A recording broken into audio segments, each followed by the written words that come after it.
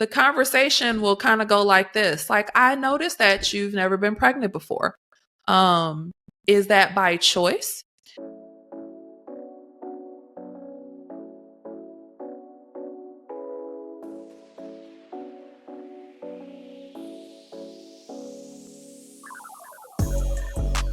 First lovely, lovely guest is Dr. Amber Glenn. And I just want to say that I am honored to have her here today. When I first met her, we were encouraged to meet and connect by a mutual friend at church.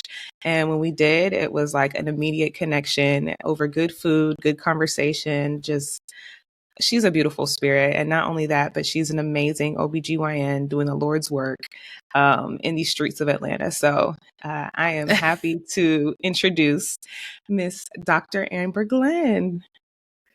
Thank you so much for having me, Imani. I am so happy to be here, and I'm so excited for what the Lord is doing in you and through you with this podcast. And I can't wait to see what's coming. And we're going to get into some juicy stuff today. Oh, yes. I appreciate that. And I'm excited too. I want the people to hear just, what I've been hearing. And I want to know if you could share with us first, just give us a little information about your background, what brought you into becoming an OBGYN and creating your own practice, Mountains Women's Center. Absolutely. So I am a board certified OBGYN. I haven't been in Georgia for long, only 3 years. I'm originally born and raised in Detroit. But I've been practicing OBGYN, obstetrics, and gynecology for the last 8 years. It is truly something I love to do. I love taking care of women. And I think that I'm not only good at it, I think that God has uniquely gifted me to do so. I opened my own private practice, Mountains Women's Center, in July of 2023. And at this point, we're 5 months in and we're so busy and I love it. I feel like I'm in my purpose. I have joy. I have satisfaction. And I just have the honor of taking care of all of these women, which I love to do. Right. And I think when it comes to my profession, as women, we take care of everybody around us. Right. And that's one commonality amongst women. And, to be able to take care of the person that takes care of everybody else, that's super important to me. That's my story. I will say that what sets me apart from other physicians, I'm pro-physician, right? I'm pro-doctor, I'm pro-healthcare industry. In an industry that is broken, I think that God can redeem anything. I love Jesus. And I think that he's the great physician. And he allows me to compassionately and strategically care for his daughters through his power. And I don't take that lightly. I try to give the best care that I can.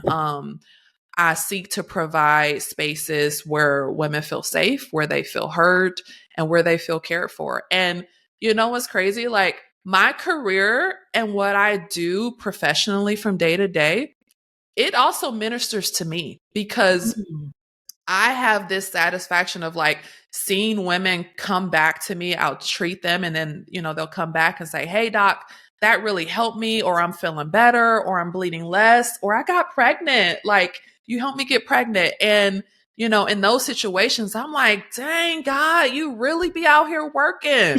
You know what I'm saying? You be out here working and you use medication. You can use surgery.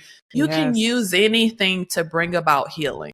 And that's what I love so much about medicine, right? As a believer, I can believe in Jesus. I can believe in God, but I can also believe that God, through his grace, can work through modern, innovative remedies, even if it's medication, even if it's surgery, even if it's a procedure. That was a whole lot. I don't know if that answered your question. It definitely did. It definitely did. I love that you said basically God is over the system and he uses the system, even though it's a broken system. He has his soldiers and his people in it for his glory ultimately. And so whether it's a surgery or a natural remedy, he gets the glory for all of it. Absolutely. I love that. I So believe tell that. me a little bit more about mountains, though, specifically, because you're an OBGYN, which Mhm. for, our listeners who may not know, that's short for obstetrics gynecology. So the OB part is babies and birth, and then the gynecology part is just women's health, correct? Correct. Absolutely. That's a great question. And I think it's good to make that clarity and that distinction. So I tell all my patients obstetrics is baby stuff. Okay. Gynecology includes women's health that doesn't include babies. Okay. So I think over the last 8 years, I've probably delivered thousands of babies. My practice, Mountains Women's Center, is specifically gynecology. So I do a ton of annual exams, pap smears. As a surgeon, I do a ton of hysterectomies, fibroid treatments. I do a lot of fertility care. I do fertility evaluations. I love menopause. I love hormonal imbalances. I do a lot of Yes. hormone therapy. I also manage a lot of anxiety and depression, like mental health Mm. issues, PMDD, PMS symptoms, things that women struggle with from day to day. So that is my passion. Mountains Women's Center, we were very slow in the beginning, but now we're very busy, praise God. And, I had a patient the other day ask me, this is Atlanta. Why is it called Mountains? And eventually I need to put something on the wall in the lobby or something. But the reason why it's called Mountains Women's Center is after Psalm 121:1, which says, I look to the mountains. Where does my help come from? My help comes from the Lord, the maker of heaven and earth. And Amen. I see women all day. And one thing that happens, it happens time and time again, is a woman will come in, her blood pressure is really high. And she doesn't even have high blood pressure normally. And it's because when we walk into the OBGYN office as a woman, right? I'm a patient too. Remember, I'm not just a doctor. I'm a Black woman. So I have to go see my OBGYN too. I get it, right? And when we walk into an OBGYN's office, there's a lot of anxiety. There's a Mm-hmm. lot of stress. Our blood pressure is high. Our heart rate is up. Most of us are anticipating bad news in some way. Mm-hmm. So Or the I feel bill. like or the bill, honey. Yes, that's true. That's very true. So we walk in with mountains, in my opinion, right? And Yeah. as a sidebar, one of my favorite places in Georgia is the Georgia mountains. And I used to deliver babies up there. And I remember when I would go up there and I would be on call and I would stay in the mountains, it used to feel like sacred. Like it Mm. being in the mountains, I felt like this sense of peace and also like I was closer to God. And I remember telling my husband one day, I was like, man, this is why people in the Bible went into the mountains. It has to True. be this place where you feel closer to God. And I really, in some way, wanted the private practice to feel like that. I wanted women to walk in and for it to feel different in a good way. Mm-hmm. I wanted it to be a place of peace. Like the significance of mountains, I think, as believers is a sacred thing. So, yeah, that was a long explanation. That's my vision anyway. Yeah, we need to know because it makes a difference. Like names are meaningful. So we Yes. need to hear the reason, and I think it's a beautiful reason. And so with your practice primarily focusing on, you know, GYN care, Hmm. non-baby care, do you see a difference in how women are treated when there's the care for women without children, when your focus is not on the baby or maybe even the fertile years, when you're approaching things from just the GYN side? What is your Hmm. experience with how women without children are affected in their care? Yeah, I think that's a good question. Hey, I just want to interrupt this podcast really quick and tell you a little bit about our sponsor today. Are you ready to take control of your birth journey with confidence, faith, and a solid support system behind you? Let me tell you about Confident Care Birth Co. It's my company where I'm the birth coach. We are dedicated to supporting women and families throughout the pregnancy journey and beyond. We are rooted in faith and backed by knowledge and experience. And we are committed to providing support to guide you through your entire journey. Our goal is for you to feel confident as a parent, learning everything that you need to know, making decisions that are right for you and your family and not based on a system or being a number. That confidence is built to last and go with you your entire parenthood journey.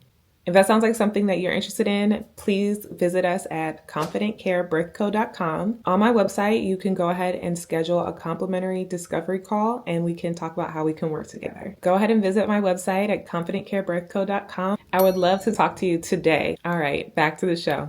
I want to give a little bit of context to just fertility in the world of obstetrics and gynecology. So there's definitely an intersectionality there, right? Like as physicians, when we choose to become OBGYNs, those two worlds are not separate for a reason because they do impact each other. So even if a pregnant woman, if I'm taking care of a pregnant woman, that's a certain treatment plan, right? If I'm taking care of a non-pregnant woman, that's a certain treatment plan. But they both, whether you were pregnant last year or this year, it really impacts your health overall. And let me give a little more context. So as an OBGYN, something that we always care about is something called G's and P's, right? So G stands for gravida, which is Latin for how many times you've been pregnant in your life. Okay. The P stands for para or parity, which basically is Latin for how many children you have. Okay. So we call it the G's and the P's. You know this as a former L&D nurse. When you come see a gynecologist, I want to know how many times you've been pregnant in your life and how many children you have. And it's important because it actually has implications for your health and treatment plans, whether you're pregnant or not pregnant. Let's do a scenario of what this looks like in the office, okay? Because I think that's helpful for listeners. Play it out for us. Yeah. So let's say I have a young lady that comes in to see me. She's 36 years old. This is my first time meeting her. And she's coming in for what's called a well woman exam, which is an annual exam where the OBGYN performs a head to toe exam, including a pap smear. Okay. She comes in and she says that I'm a G0, which means she's a gravida 0. She's never been pregnant in her life. Okay. She doesn't have any complaints. Her periods are normal. We may talk about birth control. We talk about her periods. We talk about being sexually active. She tells me she's not sexually active. You know, her vaginal health, she says, is normal. She's not having any vaginal discharge or any issues. She's just really here for a pap smear. She wants her checkup. She wants to make sure everything is fine. Her weight is normal. Her blood pressure is normal. After the exam is done, she leaves. Okay. Not to come back until next year. In my professional opinion, that's a miss. That's a miss because we got information from her. She's 36 years old and she's a G0. Okay. Now, she didn't come in to talk about fertility, but I would argue that she deserved a conversation about fertility. Yes. Okay. Yes. And this is something I'm really passionate about. You know, it's very, very clear in the literature that when it comes to fertility as a woman, our fertility declines after age 30. Okay. It doesn't matter if you're Black, you're white, you're short, you're tall. It doesn't matter where you come from. Your fertility declines most rapidly after age 30. Okay.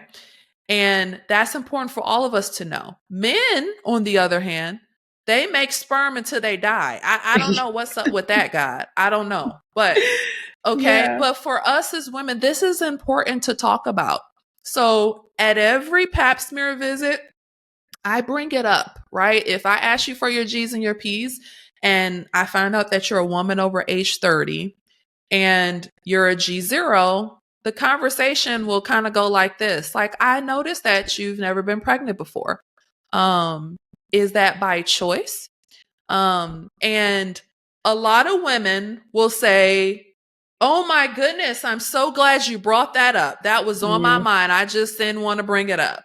Wow. You know, and then I have some women that say that is by choice. And I either don't desire children right now or I don't want children ever. I mean, I Yeah. take care of a lot of patients that say I don't want children ever. So I think as a community, as healthcare professionals and as a general community, to all the listeners that's listening, I think it's important for us to recognize that when it comes to women, there's a group of women who are childless by choice, and there's also a group of women that are childless not by choice. Okay. The data says that about 20% of women between the ages 40 and 44 do not have children. And half of those women are childless not by choice. Wow. Now, that might be because of infertility. Okay. They were unable to carry a pregnancy to term. That may be that they never met somebody in the time frame that they wanted to meet their partner and actually had children. That might mean that they made it to 44 and tried to have a child and found that they couldn't, that their what's called their ovarian reserve, or how many future babies they have in their ovaries, was diminished at that point. That could mean that they had breast cancer in their late 20s, early 30s, and received chemotherapy, which destroyed a lot of the eggs in their ovaries. There's a lot of reasons for women to be childless not by choice. And I think, society, we have it wrong. We just assume that if we see a reproductive age woman that doesn't have children, that she didn't want children, or she doesn't want children. Like, we make these assumptions about people without knowing their testimony. Exactly. So I personally believe, as an OBGYN, that the fertility space shouldn't be separate from every other space. Talking about fertility shouldn't be separate from talking about birth control. It shouldn't be separate from talking about abortion. It shouldn't be separate from talking about you're currently pregnant. Is this going to be your last pregnancy? Do you desire pregnancy in the future? I think, fertility is important to talk about. Thank you for saying that, because I think a lot of people needed to hear that. I know I needed to hear that before, and the times that we've talked, it's always encouraging to hear that. And so thank you for being mindful of those who probably feel unseen. I know for me, I have fertility struggles. And at the age of 33, it's like you have this idea of what womanhood means. A lot of times that comes with, having a child. And so it's like, it can be isolating. It can be frustrating. It can be confusing to be childless, not by choice. And so I really appreciate how you have created that category, and bringing light to it and bringing attention to the people who are in that kind of marginalized group. And I wanted to know if you, since we've talked about this offline, you not having children as well, being a care provider for people giving birth like me and not having children, how has it impacted how you navigate that space? How have you personally been impacted by it? Yeah, that's a good question. And thanks for sharing that, Imani. I think it's powerful for us to tell our stories, because, like you said, so many women think that they are alone. And it's not just a feeling. The data says you're not alone. Okay, you're not alone. So it's important for us to create these spaces to have these conversations, even outside of the exam room. But for me personally, I've definitely been impacted. There are often times where, in the past, a patient has come to see me for prenatal care, and they would ask me how many children I have personally. As though me being a mother qualifies me to be an OBGYN. And that saddened me. I don't currently have children. I've experienced pregnancy loss, and it has really changed the way that I help women, on that journey. I've delivered thousands of babies at this point in my career, but I will tell you, I more vividly remember the journeys of women that I've helped, with pregnancy loss or deliver a stillbirth in the third Yes. trimester. Like those are, I will honestly say, more ingrained in my brain than the beautiful deliveries where the baby comes out and everybody's crying. And those are beautiful moments, and those moments deserve to be celebrated.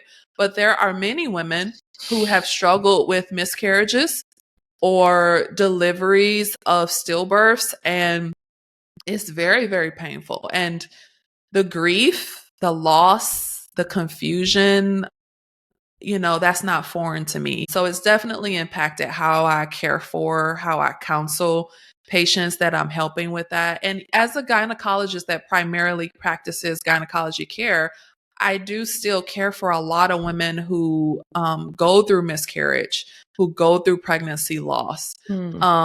So it is definitely a space that, and again, I feel like when we go through pregnancy loss as women, oftentimes I hear people say, why did this happen to me? We blame ourselves. Right. And, a lot of the education that I do in the office space is informing patients that 25% of all pregnancies end in miscarriage. Isn't And that they're so sad? shocked. Yeah, Yeah. they're shocked to know that like 25%, that's a lot. Yes, it is a lot. So that means that mama, sister, friend, if you start to ask the questions, many of us have experienced loss, pregnancy loss in some form. We're just not talking about it. So when it happens to us personally, it feels painstakingly, it feels so challenging. It feels difficult. It Yeah. feels heavy. It feels lonely. But I will say, because of my own personal journey with pregnancy loss, fertility struggles, I'm passionate about this. This is also, we talk about, especially in the Black community, social justice. Well, guess what? This is a part of social justice. Reproductive justice is just as important. And reproductive justice says that, as women, especially women of color, that we have this human right to not only reproduce, okay? We have this human right to raise the children that we do have in, a safe environment. It also says that, if we don't desire to have children, because remember, there's a lot of women who are childless by choice, then we need to talk about birth control, y'all. You know what I'm saying? So if you're that 36-year-old woman that I talked about who's a G0 at her visit, who's going to see her OBGYN, and you don't desire to have children in your lifetime, that's your right. That's between you and God. Okay? You don't owe anybody an explanation, but I would encourage that woman to have a conversation with her OBGYN about family planning. Yes. Do we need to do contraception? Do we need to do birth control? Because I have also been able to walk alongside women who have had to go the termination route and the abortion route.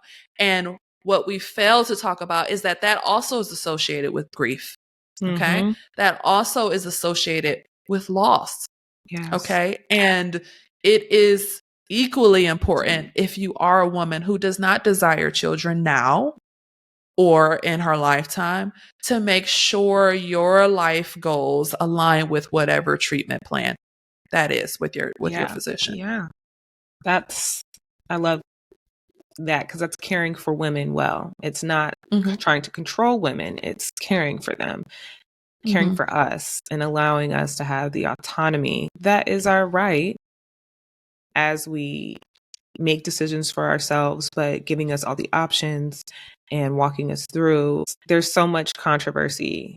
And I don't even say these days, because it's been for decades, about women's rights and women's reproductive rights. Now we're even having controversy about the definition of woman. So, we won't really get into that today, but I'm very curious, like, what is your hope for change in society? Because you're a change agent just in your role. That's how I see you. And you also, when I talk to you, I feel like you're a visionary. And so I'm really curious, what is your hope for changing the society that we live in? Start with some statistics. Let's start there. Let's get nerdy. We'll get a little nerdy. So, the data says that over 85% of all OBGYNs in the country are women. Girl Okay. power. OBGYNs also tend to, we're going to talk about our healthcare industry, which is broken in many ways. Okay. I don't know the percentage of midwives that are female, but I know many of them are. Okay.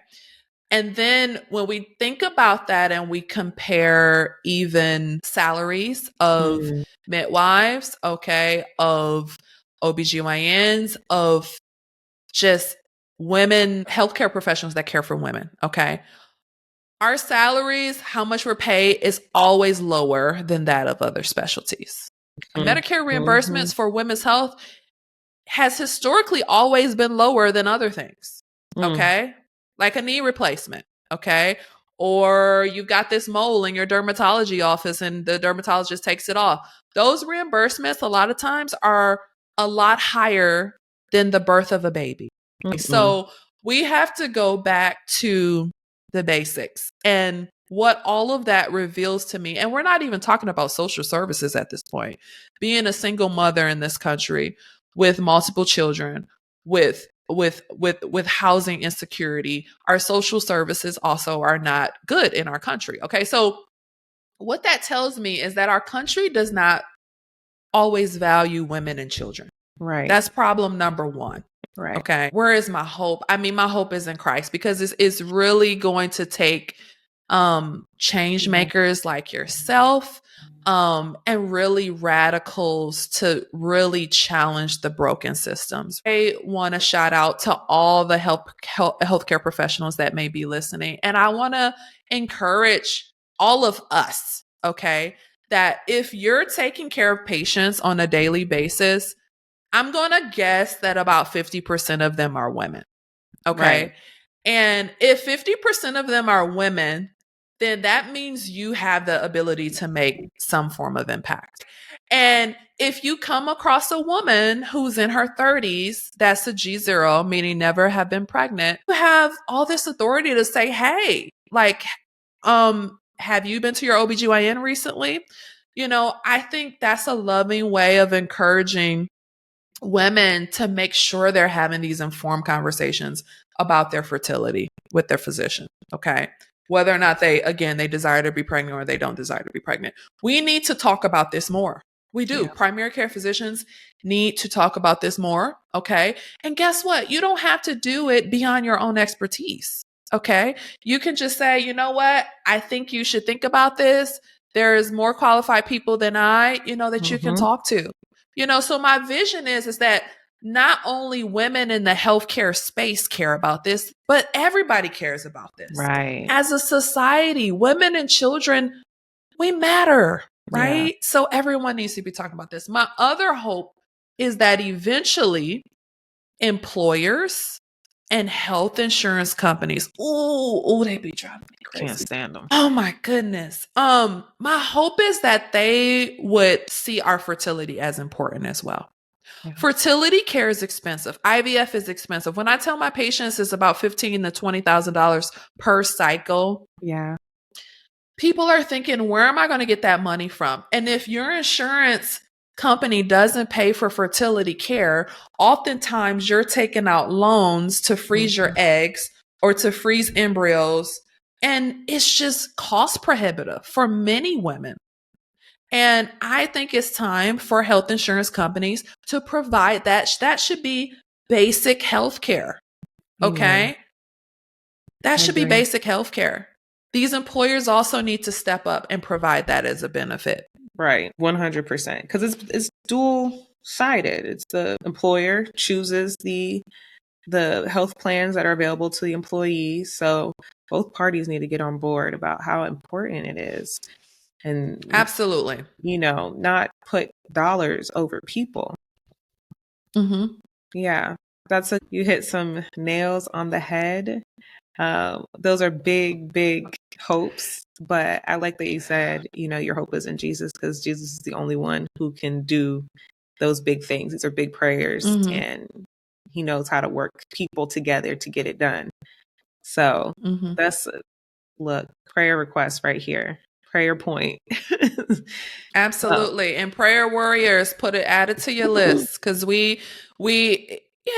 progress sometimes takes decades, Right. Right. And I just want to be a part of a generation of believers who are unafraid. And I know that that strength and that power only comes from God, and I think that together as believers we can come together, we can collaborate, we can use our voice, we can use our Right. talents and skills to speak out against injustice and oppression. And a lot of the big companies, health insurance, big pharma, all of those organizations that are profiting off of these ideas are just it's not a good thing. Our fertility, our womanhood, all of that is important. Mm-hmm. And if we go to work every day, this is not the 1920s, okay? Women work. Mm-hmm. And if we work, then we deserve to have healthcare benefits that supports our hopes and dreams. Right. We do. It can't just be one size fits all. The healthcare benefits for men are not going to be the same as for women. Correct. Let's work on that. Yeah. And I get frustrated because I feel like a lot of the issue with really pushing forward with women's rights or reproductive rights is that it starts to get quote unquote political. And it's sad because it shouldn't be political when you're just caring about people. But if we as individuals can push back, not wanting to become too political, we could really see change. And just if we see it as basic human rights, basic needs, I do think that even just starting conversations could be the difference between change happening and change being stagnant. Absolutely. And I think, talks about fertility and reproductive justice, it needs to be destigmatized, right? What if you went to Christmas dinner and the topic of conversation was fertility? Okay. I would love that. What if everybody went around and shared, their journey with motherhood, with becoming a mother, not becoming a mother, can we just destigmatize all of that? Can we talk about fertility in the church? Can we talk about fertility at work? Okay, well, fertility in the church. Okay, I guess that means we got to get into this whole Roe v. Wade stuff. But yes, it makes people uncomfortable. Yeah. It does. But guess what? We're change makers. We actually are on earth until Jesus come back and before we leave this place, right? We have to deal with these issues. Yep. We can't be living in silos. And let's be real, this is why a lot of folks don't come to Christ. Because as believers, we get in our own way. And we're not being real. We're not talking about the real issues, things that are happening. Okay. Every single day. We're too scared to deal with the controversial issues. Okay. And, folks are like, are y'all really real? Y'all just, we need to be able to love Jesus and deal with all of the sin issues and crap that's going on in the world. We need to be able to at least talk about it and give a response as believers in Christ. Yeah. Jesus did. He sure did. Right into the mess. So what makes us not be able to do that too? Yeah, conversation starters. Let's just starting with destigmatizing. Let's just have talks, and it will get easier and easier from there. Absolutely. So tell me, we're in Atlanta. For those who are not in Atlanta that may not know, Atlanta is a very Black city.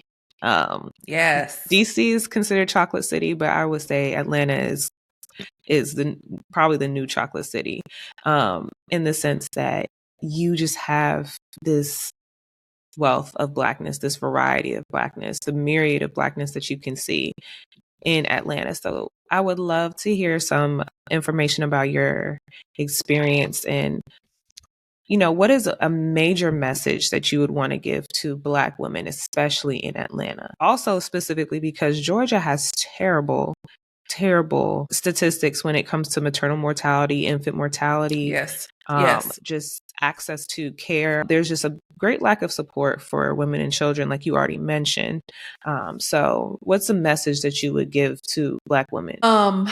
So That's loaded, Imani. Oh, I have so much to say. I'm sorry. I'm Okay. sorry. So, no, that's a great question. About 90% of my patients are Black women. Okay. So Okay. I think I can speak from personal experience as a Black woman, right? And also as a physician caring for majority African American women in my practice. Number one, we tend to normalize our pain. I don't know how many times I can say that. Speak on it. When I compare caring for my Caucasian female patients to my Black female patients in Atlanta, I will say, generally speaking, as African American women, we are not forthcoming with our fears. We're not forthcoming with our pains, our suffering. Okay. And many of us suffer from pain, bleeding, fibroids, infertility for years before we actually say the words out of our mouth to a physician. I want to empower Black women in Atlanta to know that there is help. Okay. Yeah. And one thing I love about this city, honey, and why I'm not moving, okay, I'm staying here, is that there's so much Black excellence in this city. There are so many Black doctors in this city who love caring for people of color, okay? And I want to empower Black women. If you've had a bad experience with a healthcare professional, a physician, that did not hear you, that did not listen to you, that made you feel embarrassed, that made you feel ashamed, that didn't provide you the space to ask the question or your question being answered, please seek a second opinion. I will tell you, I see so many patients come into me for second opinions. And what amazes me the most is not what their previous physician said, but how long they were seeing the previous physician before they saw a second opinion. Let me tell you something, ladies. If you have commercial insurance, that means you're a consumer. Just like if you go to Ross and you go for some shoes and they don't have your shoes, you go to Macy's for a second opinion. Yeah. And you find some shoes. The same thing happens in the healthcare industry. Use your power. You have power as a consumer, that when you're displeased with healthcare at one place, you can go ahead and take your insurance to another doctor and ask the same question and see if you get a different answer. Yeah. Okay. So I want to empower the women that are listening to this, is, and many of us have had terrible experiences with healthcare professionals. Okay. Historically, we can go all the way back to Tuskegee. Like, we generally as a community are more mistrusting of the healthcare community because of what has been done historically. But I'm here to tell you that there are great doctors out there who want to take care of you, who want to listen to you, who care about you, who care about your future children or lack thereof. Okay. And we're here to help. We're here to support you. I also want to tell women, if you're struggling with infertility and you have a diagnosis, there's grief that comes with that. Find your people, find your community, because yes, it does feel lonely. Okay. And I personally encourage the patients that I'm treating for infertility, while they're seeing me, also seek cognitive behavioral therapy. Get a therapist. Okay. In the church, a lot of churches, we just say, oh, just pray about it. Yeah, you can pray about it and you can have a therapist, honey. Yeah. Okay. Okay. That's important. There are even physician coaching programs out there now for women who are childless, not by choice. Okay. Specifically that category of women. There are physician coaching programs. So outside of having your girls at church, outside of having your circle, having your therapist, there are coaching programs where you could get a one-on-one physician to speak directly to you and help walk you through and guide you through some of this angst associated with being a woman whose child is not by choice. Okay. And the last thing I want to say, as a woman that has personally experienced pregnancy loss, we're human, right? So I think it's important for women to recognize their triggers. Mother's Day may be a trigger for you if you've experienced pregnancy loss, or if your child is not by choice. Birthday parties may be a trigger. Okay. Even, for some women who've gone through IVF and had felt cycles, even needles may be a trigger for you. Mm-hmm. If that's the situation, recognize it, call it what it is. Okay. And give yourself grace, because you're human. It's likely you're going to be triggered at some point. Be kind to yourself. Okay. You're not alone in this. We are here to help you. You dropped several bombs. I almost don't even know where to comment. I'm going to say, wow, correct. Yes. Ditto. I agree. Everything. Thank you for that. I feel seen from what you said. And I also feel like so many women that listen to this will feel seen, and motivated to kind of take action. If not taking action, at least going to prayer and praying about these things. It's a lot. So with it being a lot, though, because you've said a lot of things, a lot of heavy things, really. I can only imagine what walking through the day to day is like for you. And so I'm just curious to know, because I know that God has been doing amazing things for you and in your life, but how has God cared for you well in the midst of your journey as an OBGYN, specifically GYN in private practice? What are the things that you hold dearly to you because you know God is caring for you well? Yeah, we kind of talked about this offline before we started recording, but I really feel like God he's been so good and so gracious. And, the best part of my day is being able to provide some clarity and healing to women who are suffering. And it's all God, right? Like, it's God using me to care and comfort women. And a lot of times I feel like being able to give an answer, right? And being able to name things, although diagnoses can be scary, at the end of the day, like you said, there is power in a name, right? And sometimes we are just looking for answers. And that's the best part of my day, when I'm able to, by the grace of God, lessen a woman's fears, and oh my goodness, I've done so much praying, before opening Mountains Women's Center and obviously afterwards, and, trusting God on this journey. The biggest compliments I feel like have been, when patients invite their mothers to see me and their sisters, and they're bringing their daughters, and I'm seeing 11 and 12-year-olds, and, I'm seeing the whole family, and I'm caring for the whole family. I'm caring for all the sisters, you know what I'm saying? And that just brings me so much joy. And when patients come back in, it's like, hey, doc, I feel so much better after X, Y, and Z. And I can point back to Christ and say, you know what? He did it. It's by his grace, right? That we have this medication. It's by his grace that I was able to get all them fibroids out. You know what I'm saying? It's by his grace. And, God is also such a provider. And I really feel like I'm in my purpose. This is my jam. I leave the office with more energy than I came in. And it's because I'm in my purpose. I've never felt this so strongly in my life. And I give it all back to God. Thank you for this vision. Thank you for providing the resources. Thank you for providing the team.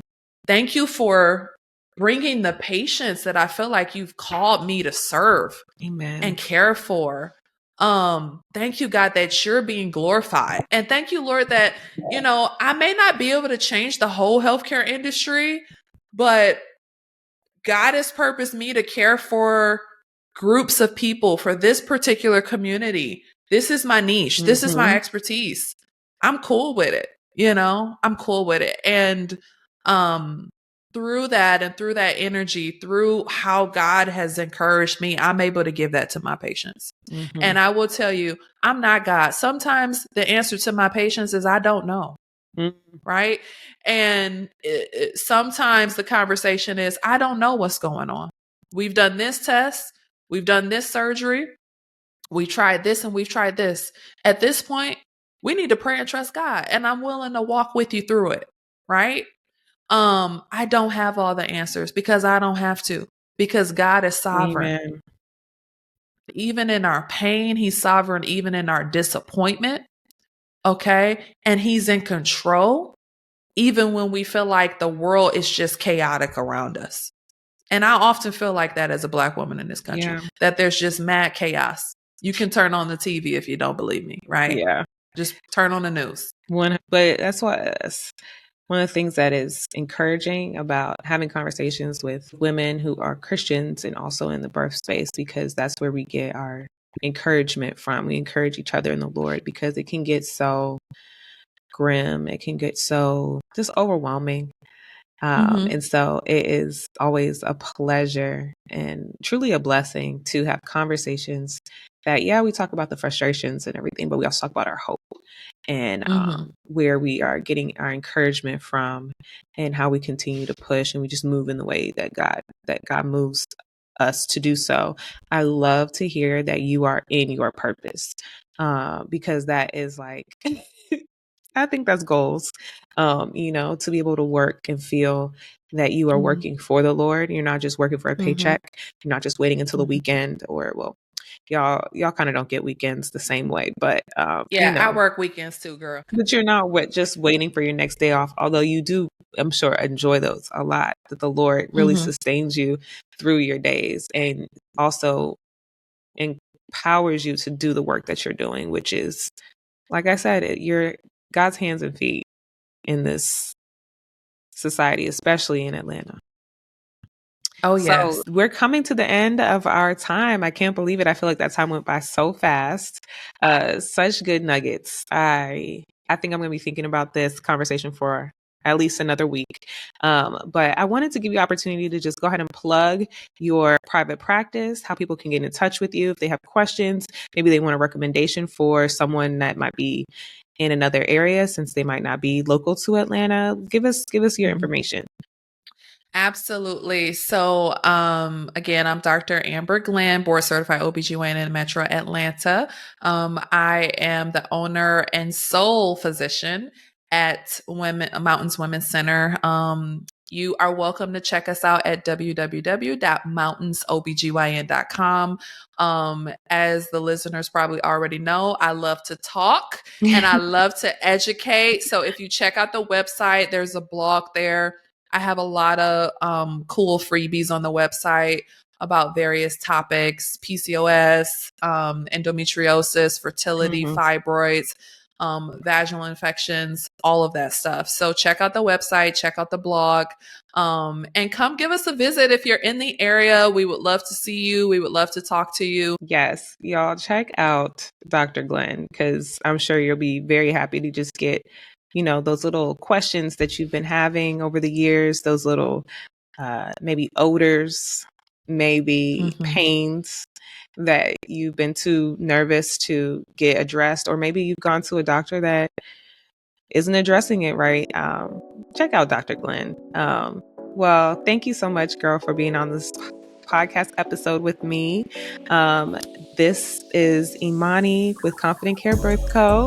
signing off. We will see you at the next episode.